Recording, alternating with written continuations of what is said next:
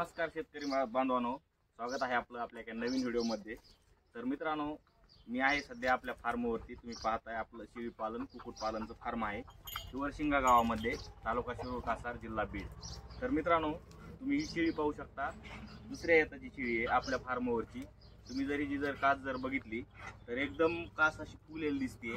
तर आमच्या फार्मवरची शेळी जर तुम्ही पाहिली तर दुसऱ्या येताची शेळी आहे आणि काही थोड्या वेळामध्ये आज दिवसभरामध्ये 100% ही शेळी येणार आहे। आणि पहिल्या येताला हिने एकच पिल्लू दिलं मित्रांनो, आणि आता असं वाटतंय की 2 बहुतेक पिल्ले देईन।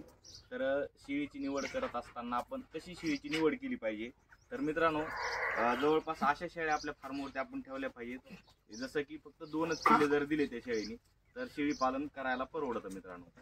तुम्ही जर 3 पिल्ले देणारी जर शेळी जर पाळली आपल्या फार्मवरती तर म्हणजे जे तिसरं पिल्लू असतं ते शेळीला प्यायला जमत नाही आणि एक पिल्लू 3 पिल्ल्यामध्ये कमजोर होतं।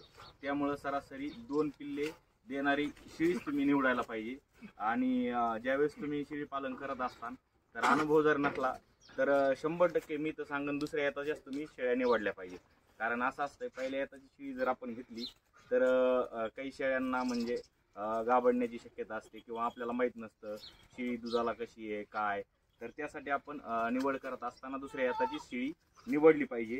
आणि ही शेळी पहा मित्रांनो, तर आपल्या फार्मवरती जवळपास एक म्हणजे लहान मोठ्या जर शेळ्या जर धरल्या तर सगळ्या मिळून आपल्याकडे 25 शेळ्या आहेत। हे शेळ्या आणि पलीकडे आपलं छोटंसं पिल्लांसाठी केलेलं आहे तिथं।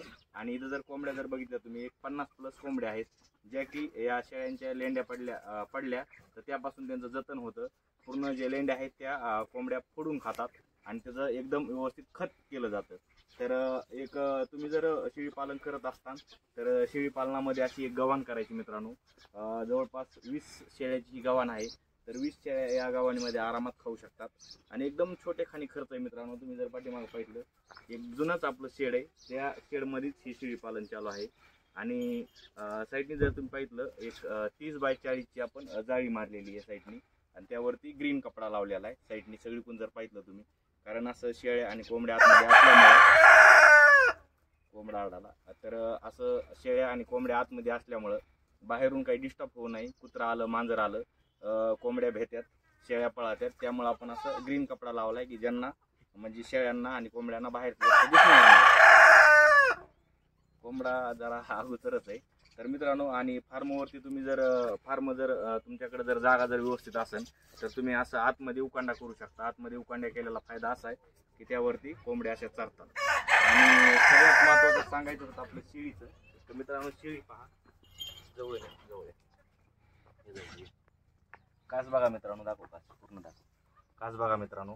तर शेळी जवळ कशी आली आज येईन अंदाज कसा ओळखायचा, तर मित्रांनो तुम्ही इथं जर बघितलं तर पोटाचा घेर असा झालेला, इथं पूर्णपणे असं दबलेलं आहे। वरून दाखव ना जवळ, इथं पण पहा मित्रांनो, इथं पण असं दबलेलं दिसतंय आणि इथं थोडी बारीक इथं असं दबल्यावर दिसतंय। हे ज्यावेळेस आसन त्यावेळेस तुम्ही समजायचं की शेळी आज 100% येणार आहे। तर ही शेळी आज एक अर्धा तासामध्ये बहुतेक किंवा दिवसभरामध्ये 100% शेळी येणार आहे। कास तुम्ही बघितली शेळी कशी मित्रांनो, आवडली तर लाईक करा, शेअर करा, चॅनलवरती नवीन असाल चॅनल सबस्क्राईब करा।